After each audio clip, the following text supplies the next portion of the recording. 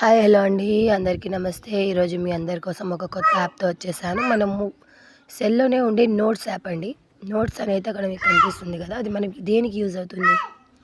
Task అనేది దాంట్లోకి వెళ్దాం. ముందుగా మీ కాల్ నెంబరు, మీ కాల్ లిస్ట్, ఎవరైనా ఎప్పుడైనా మీకు కాల్ చేస్తుంటే దాన్ని మీరు ఫీడ్ చేసి పెట్టుకోవాలి. మొబైల్లో ఉండదు, సెల్లో ఉండదు, డిలీట్ అయిపోతుంది అనుకున్నప్పుడు నోట్స్ యాప్లో ఫీడ్ చేసుకోండి. నోట్స్ యాప్లో మనంతకు మనం డిలీట్ చేసేంత వరకు దానంతకు అది డిలీట్ అయితే అవ్వదండి. ఇప్పుడు ఫర్ సపోజ్ నేను జనవరి మై సిస్టర్ డెత్ అని ఫిక్స్ చేశాను. అదైతే నిజమే. సెట్ రిమైండర్ ఉంటుంది. అంతా మీరు ఏ పెట్టాలో అది పెట్టేసి క్లిక్ చేయండి. క్లిక్ చేసి మీకు కావాల్సిన స్టోరీ అంతా అక్కడ సెండ్ చేసుకోండి. ఏదైనా ఈవెంట్ కావచ్చు, ఇంకేదైనా సరే కావచ్చు. అలా ఫిట్ చేశాక ఇలా జస్ట్ వదిలేయకుండా డన్ పై క్లిక్ చేసి తర్వాత డేట్ ఫిక్స్ చేయండి. అది ఇయర్లీ కావాలా, మంత్లీ కావాలా, ఏ డేట్కి కావాలి, ఏ టైంకి కావాలి అనేది క్లిక్ చేసుకోవాలి. నేనైతే ఎవ్రీ ఇయర్ నాకు కావాలి, ఎవ్రీ ఇయర్ అని క్లిక్ చేశాను. క్లిక్ చేశాక దాని డేట్ అంటే ఎవ్రీ ఇయర్ ఏ డేట్కి ఏ టైంకి మీకు మెసేజ్ అనేది రావాలని చూపిస్తుంది.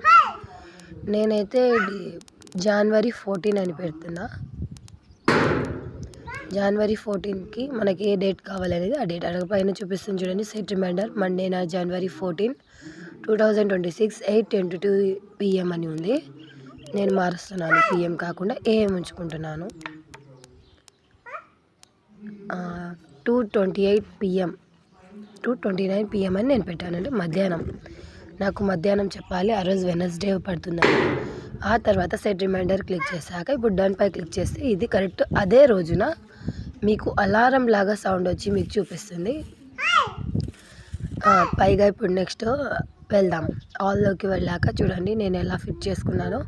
పైన టైటిల్ పెట్టి ఏం రోజు ఏ ఫెస్టివల్ అని దాని పేరు పెట్టి కింద మీరు ఏదైనా ఫర్ సపోజ్ ఫెస్టివల్ ఉంది మీకు ఏదో ఒకటి టైప్ చేసి చూపిస్తున్నాను మీకు. నేను ఇప్పుడు ఫెస్టివల్ మై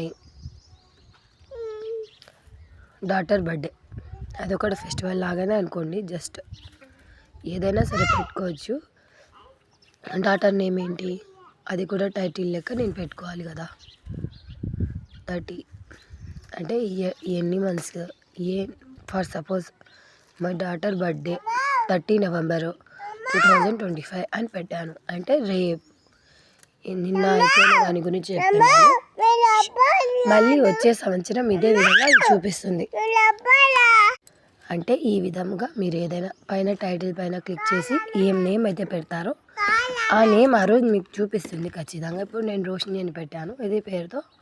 నాకు ఆ రోజు మెసేజ్ అయితే వచ్చేస్తుంది, నోటిఫికేషన్ పంపిస్తుంది. సో మనకు మర్చిపోయినా కూడా గుర్తు చేసేది